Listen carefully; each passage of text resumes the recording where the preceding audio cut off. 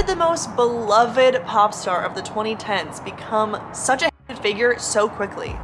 Oh my gosh. Oh no. Why would anybody want to go see Katy Perry? Katy Perry is finally making headlines for all the wrong reasons, and I got my popcorn for this one. The amount of backlashes she got from that has completely broken her, and well, today she just got even more bad news. Her last album doesn't even appear on her YouTube page because the views are so low.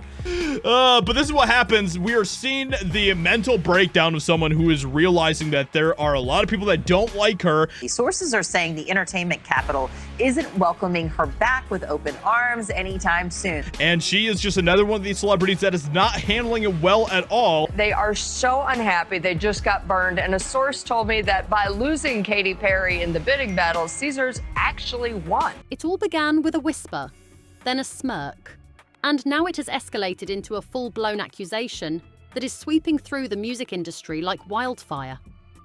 Katy Perry, yes, that Katy Perry, is being accused of stealing her entire persona. The most shocking part?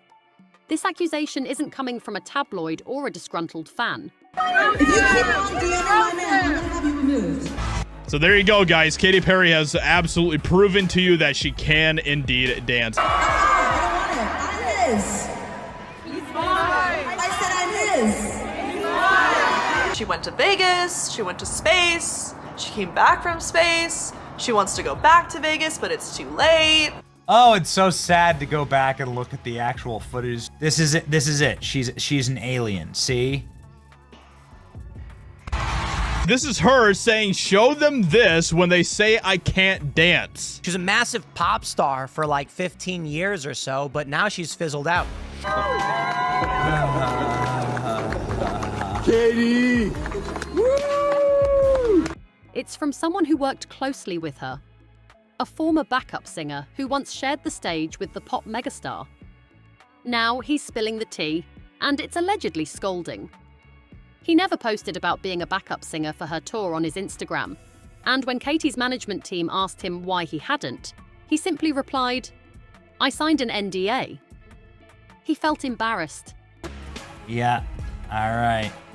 And it's not just the doors on the spaceship malfunctioning. So let's not forget, of course, this absolutely crazy moment that happened recently where she did some sort of like Star Wars themed thing. Katy Perry has completely lost it.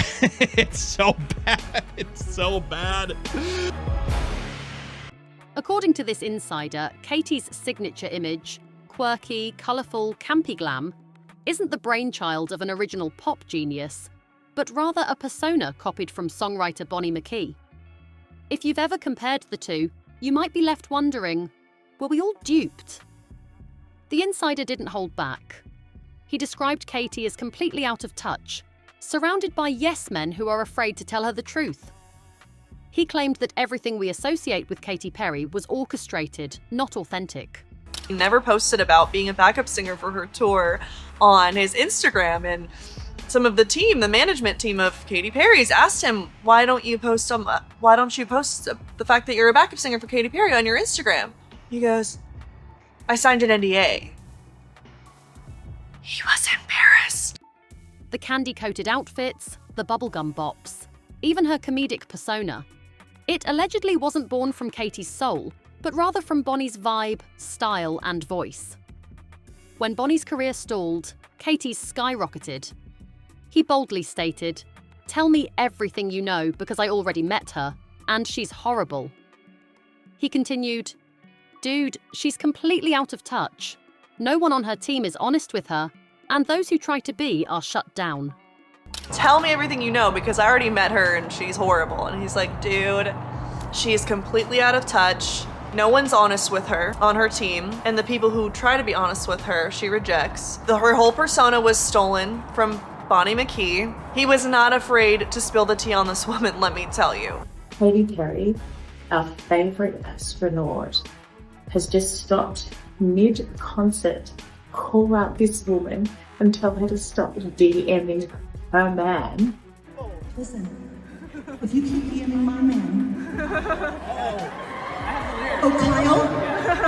I know. Get him! You've been doing it for months, ever since the residency. You didn't come to see me play. If you keep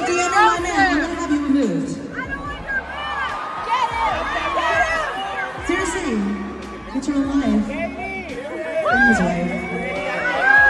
I don't want it. I'm his. He's mine. I said I'm his. He's mine.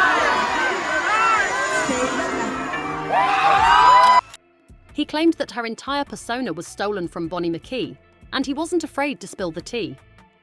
In a recent incident, Katy Perry, our favourite astronaut, abruptly stopped a concert mid-set to confront a fan. "If you keep DMing my man, I'm going to have you removed," she declared, referring to Orlando Bloom. This wasn't just petty gossip. It was a full-on identity crisis. If this claim is true, we're not just talking about creative influence. We're discussing industry-level theft, a persona borrowed and broadcast to the world as original, while the real muse was sidelined. He also shared with me that she walked up to him and asked him, "So what do you think of the new record?" And he goes, "It's different." And she goes, "Okay, well, it's not for you," and then walked away. So the people who do try to be honest with her, it just doesn't get through. It raises a haunting question. How much of Katy Perry's success was really hers to begin with? But it gets darker. This insider revealed that he tried to be honest with Katy about one of her albums, saying it felt different. She reportedly shot back, "Well, it's not for you," showing no tolerance for feedback. When asked why he never promoted his time on tour with her, his answer was blunt. "I signed an NDA." He didn't want to go down with the ship. This explosive claim is just the beginning. Former contestants, team members, and even fans are piecing together a disturbing pattern that could change the way we see Katy Perry forever. It all started back in 2019. I was approached by some executive producers who came up to me after a sold-out showcase in Los Angeles. Said, "We love you, we want you on our show." And I said, "What show?" And they said, "American Idol."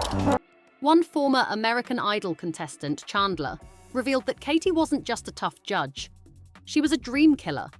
Not in a constructive Simon Cowell way, but in a personal, cold, and calculated manner. Chandler never even wanted to audition.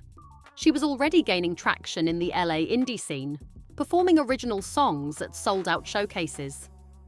It wasn't until producers approached her after a performance, promising she'd be fast-tracked to the judges, that she reluctantly agreed. It was Katy Perry, her idol. First thing Katy said to me was, "Jazzy." The American Idol producers listened to all the songs that I brought in, the original songs, and they selected a specific one. And that wasn't going to be the one that I would have chosen if it were up to me, but they told me to pick that one. So the whole thing's manufactured. It's so fake. The artist who made her believe she could be a pop star. Chandler had watched Katy's documentary at 18 and cried, thinking, "If she can do it, I can too." That belief carried her through over a decade in the industry until everything imploded. From the start, something felt off. The producers chose a song for her, not the one she would have picked. After 15 exhausting hours of waiting with no food, no water, and no exit, everything unraveled. The first thing Katy said was, "Jazzy," a word that stung. Then came the blow. "I don't think you have the singing voice to make it in a singing competition." First thing Katy said to me was, "Jazzy." The American Idol producers listened to all the songs that I brought in, the original songs, and they selected a specific one. And that wasn't going to be the one that I would have chosen if it were up to me, but they told me to pick that one. So the whole thing's manufactured. It's so fake. The other judges deferred to Katy, as if she were the one running the room. "It's a no from me." But what haunts Chandler isn't just the rejection, it's the look in Katy's eyes. She described it as darkness, a moment where Katy seemed to enjoy delivering the gut punch, feeding off the disappointment. Right after, a camera was shoved in Chandler's face to ask if she really gave it her best. The producers got their clip, Katy got her moment, and Chandler got crushed. It wasn't just humiliating, it was traumatizing. Chandler's experience began back in 2019, when executive producers approached her after a sold-out showcase in Los Angeles, saying, "We love you, we want you on our show." Lionel and Luke made their commentary, and then they said, "Well, let's just let Katy, make her decision." And she said, "It's a no from me." When she asked, "What show?" they replied, "American Idol." Now, years later, she's questioning whether it was all rigged from the start. What if Katy's rejection had nothing to do with vocal ability and everything to do with a threat to the brand? The theory swirling online suggests that maybe Katy wasn't critiquing the girl in front of her. Maybe she was shutting down someone who reminded her too much of herself. Or worse, reminded her of the persona she borrowed and tried to bury. Once you start peeling back the glitter and wigs, it's hard to ignore the growing whispers that Katy Perry didn't just take inspiration from Bonnie McKee. Well, here's the problem. Her residency didn't do that well. So she had a 3-year residency at Resorts World. Per show, I'm hearing she was earning anywhere between $750,000 and $900,000 a show. Now, the first year it did all right. The second year met, and the third year they lost money. And I'm hearing that She became her. Longtime fans of both artists have pointed out the eerie similarities for years. The same retro aesthetic, the same cheeky sweet attitude, the same blend of humour and heartbreak in their lyrics. Bonnie's fingerprints are all over Katy's biggest hits. But it goes deeper than writing credits. It's the vibe, the fashion, the performance style, even the facial expressions. As one music blogger put it, it's like Bonnie created a pop character and Katy Perry played her on stage. The timeline is telling. Bonnie McKee was already making waves in the early 2000s with her debut album and bold visual style. Her last album bombed miserably. She's being fired from Vegas. Nobody wants to watch her residency. Her tour is bombing. And now she's got some, I think it's a stunt. Her bra popped off on her show, but I don't really care all that much about Katy Perry. But when her solo career stalled, she pivoted to songwriting just as Katy Perry began her meteoric rise. Guess who wrote nearly all of Katy's teenage dream era? Yep, Bonnie, 5 #1 hits. Of course, none of this has been confirmed. Katy hasn't responded to the mounting speculation, and Bonnie hasn't publicly accused anyone of stealing. But the silence is starting to sound like a strategy. If this narrative catches fire, and it already is, it reframes everything about Katy Perry's legacy. She wasn't just quirky, she was performing quirky. As the facade starts to crack, people are wondering, if Bonnie built the blueprint, what part of Katy was ever real? It's also, of course, Katy Perry's eye. Don't ask too much about it. Don't ask too many questions, ladies and gentlemen. Otherwise, well, you have to take a good, hard look at some of the things that Katy Perry's been promoting. This brings us to the next layer. Stealing a persona might be one thing, but what happens when the real person behind the image starts spiraling? If Katy Perry was ever playing a character, the mask is slipping, and those closest to her are finally saying what they've allegedly been too afraid to admit for years. According to multiple insiders, working for Katy isn't just exhausting, it's emotionally dangerous. One former crew member claimed that everyone in her entourage is required to stand up when she enters a room. Some even clap, like it's a royal procession. But insiders say it's not respect, it's fear. Anyone who doesn't play along risks getting iced out immediately. These behind-the-scenes stories paint a very different picture than the candy-colored persona the public once adored. You are seeing the signs of her not handling any of this very well, okay? Look at this. This video is absolutely crazy, and this just shows you that Katy Perry has completely lost it, guys. She has completely lost it, and it is, you can see it just like in real time. Offstage, Katy's reportedly late, cold, and dismissive. According to 2 former production assistants from American Idol, even the crew dreaded her presence. One allegedly said, "She was awful.